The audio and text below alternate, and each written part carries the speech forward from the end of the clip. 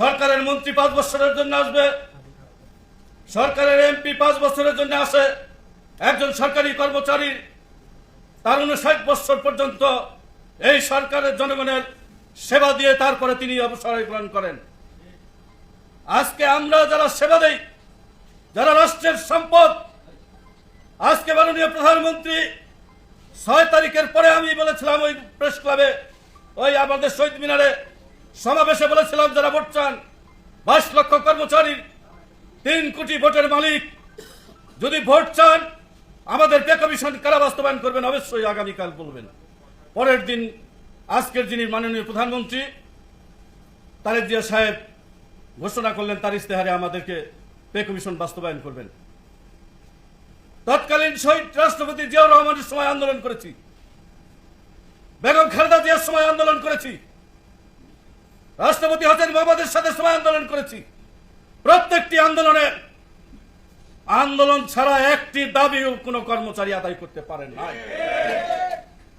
কি করেছি? উৎসব বোনাস আদায় করেছি, টাইম স্কেল আদায় করেছিলাম, সিলেকশন গ্রেড আদায় করেছিলাম, কর্মচারীদের পোশাক আদায় করেছিলাম, কাজ নাই মজুরি নাই আদেশ বেগম খালেদা জিয়া সেদিন বাতিল করে দিয়েছিলেন। আমাদের আন্দোলনে সচিবালয়ের পদবি পরিবর্তন হলো, বাংলাদেশের লক্ষ লক্ষ কর্মচারী তাদের পদবি পরিবর্তন হলো না। তিনি বলেছিলেন 3 মাস পর তোমাদের বাইরে যেগুলি অধিদপ্তর আছে করা হবে, আজ পর্যন্ত হয় নাই।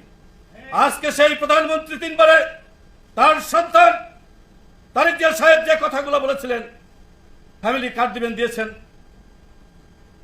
আপনি খাল কাটবেন কেটেছেন, কৃষি কার্ড দিয়েছেন, কৃষিদের 10,000 টাকা মুকুব করেছেন। এটা তো আমাদের সরকারি কর্মচারীদের আনন্দের বিষয়, আমাদের সরকার ভালো কাজ করছে, আমাদের সরকারের নাম আমাদের নাম হবে। কিন্তু আজকে দুর্ভাগ্য, যে সমস্ত দালালির কারণে কর্মচারীরা আজকে লাঞ্ছিত হচ্ছে, সেই 15 বছরের ফ্যাসিস্ট সরকারের মতো আজকে মাননীয় তারেক জিয়া সাহেব, যারা মিডিয়ায় আছেন বন্ধুরা, পরিষ্কারভাবে বলবেন, অতীতের মতো প্রত্যেকটি সরকারি প্রতিষ্ঠানে সেই সমস্ত নমুনা দেখা যাচ্ছে, এটা ভালো নমুনা নয়, এটা আমি পরিষ্কারভাবে বলে দিতে চাই।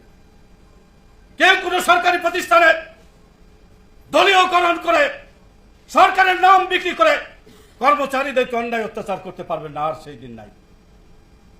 বুঝতে হবে তাদের কি হয়েছে, যারা 15 বছর আমাদের নির্যাতন করেছে তাদের কি হয়েছে। আবার আরেকটি সরকার আসলে আজকে যারা করবেন তাদের ওই অবস্থাই হবে, এটা মনে রাখবেন, শিক্ষা নেবেন। আমি বলতে চাই, পে কমিশন এতদিন লাগে না, পে কমিশন আদায় করতে এতদিন লাগে না। আমরা মাননীয় প্রধানমন্ত্রী ওই দিন এই অত্যাচারের পরেই আমরা 7 দিনের মধ্যে পে কমিশন আনতে পারতাম, কিন্তু শুধু পারি নাই অন্তর্বর্তী সরকার, মাত্র তার বয়স ছিল 7 দিন। আমরা যেদিন অত্যাচারিত হলাম, আমরা নতুন সরকারের কাছে আশাবাদী ছিলাম।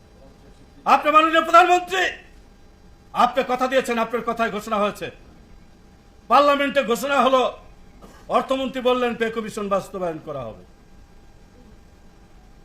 সেই বাস্তবায়নের কথা শুনে আমাদের কিছু ভাইয়েরা কেক কাইটা কেক খাওয়াইতে শুরু করে দিলেন, মিষ্টি খাওয়ান শুরু করে দিলেন।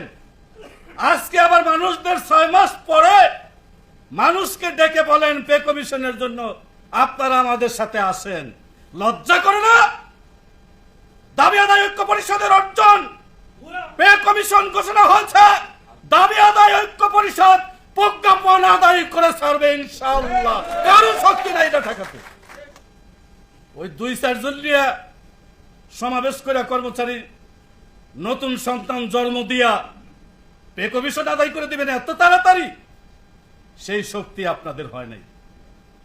আমরা চাই সরকার সম্মানজনকভাবে থাকুক, সরকার প্রধান ভালো থাকলে কর্মচারীরাও ভালো থাকবে।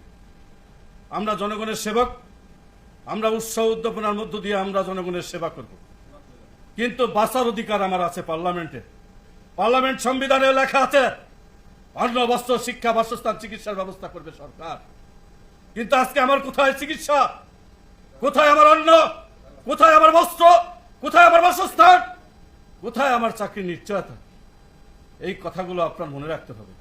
পরিবর্তনের জন্য যারা জীবন দিয়ে হাজার হাজার শিক্ষক সন্তানেরা জীবন দিল, তাদের প্রতি শ্রদ্ধা জানাই, সেই শহীদদের প্রতি শ্রদ্ধা জানাই। যেদিন আমাদের পে কমিশন আদায় করতে যেয়ে যারা আহত হলেন তাদের প্রতি সমবেদনা জানাই, তাদের কথা মনে রাখবেন। আমি শুধু বলতে চাই, আজকে যেহেতু আপনারা লিডার, আমরা বলতে চাই, আজকে মিডিয়া ভাইরা পরিষ্কার করে লিখে দিবেন, যদি এই মাসে 20 তারিখের মধ্যে পে কমিশনের প্রজ্ঞাপন ঘোষণা না হয়, আগামী 23 তারিখে 22 তারিখ ঐতিহাসিক প্রেস ক্লাব থেকে সারা বাংলাদেশের যারা নেতৃত্ব দেয় সমস্ত নেতাদের এনে সর্বসিদ্ধান্ত নিয়ে চূড়ান্ত আন্দোলনের কর্মসূচি ঘোষণা করব সেদিন। এবং সে আন্দোলন হবে রাজপথে গাড়ি ভাঙ্গার আন্দোলন না। আমরা কোন রাজনৈতিক দলের কর্মী নেতা না। আমরা প্রধান হলে সমস্ত অফিস আদালত 7 দিন বন্ধ করে দিলে দাবি আদায় করতে পারবো ইনশাআল্লাহ।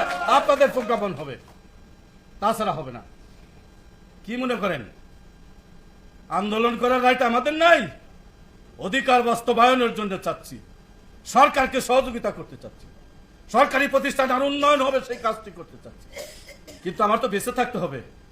আজকে যে বেতন পাই সে বেতনে 15 দিন মানুষ চলতে পারে না। 15টা দিন পরে কিভাবে তার জীবন কাটে একমাত্র সেই সমস্ত কর্মচারীরাই জানে।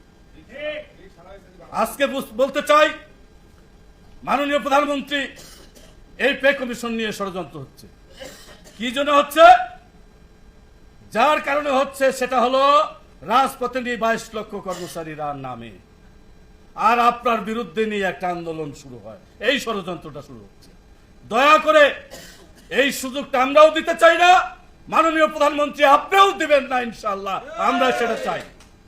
তাই আমি আমার বক্তব্য দীর্ঘায়িত করব না। সাংবাদিক ভাইরা আছে, আপনারা শুধু আমাদের কথাগুলো লিখবেন। আমরা কোনো রাজনৈতিক দলের নেতা কর্মী না, কোনো রাজনৈতিক সরকারের বিরুদ্ধে আন্দোলন নয়। শুধু খেটে খাওয়া মানুষগুলি জনগণের সেবা ত্বরান্বিত করার কারণেই আমরা খেয়ে পড়ে বেঁচে থাকতে চাই, এর বেশি কিছু আমরা চাই নাই। আমাদের মৌলিক অধিকার, সরকারি কর্মচারী সরকারি প্রতিষ্ঠানে 4th শ্রেণী কর্মচারী বিলুপ্ত করে দিয়ে আউটসোর্সিং এর নামে টেন্ডার দিয়েছে। আমরা ঐক্য পরিষদটা দাবি করেছি সেটা বাতিল করে রাজস্ব খাতে নিয়োগ দিতে হবে। আমরা দাবি করেছি পুলিশের ন্যায় 11 থেকে 20 গ্রেডের কর্মচারীদের রেশনিং ব্যবস্থা চালু করতে হবে। আমরা দাবি করেছি কর্মচারীদের পোশাকের টাকা বেতনের সাথে দিতে হবে। আমরা দাবি করেছি সারা বাংলাদেশে সচিবালয়ের ন্যায় যেভাবে পদবি পরিবর্তন করেছিলাম আমরা সেই পদবি পরিবর্তন করতে হবে। এই দাবিগুলো নিয়েই আমরা আগামী 22 তারিখে চূড়ান্ত সিদ্ধান্ত ঘোষণা করব।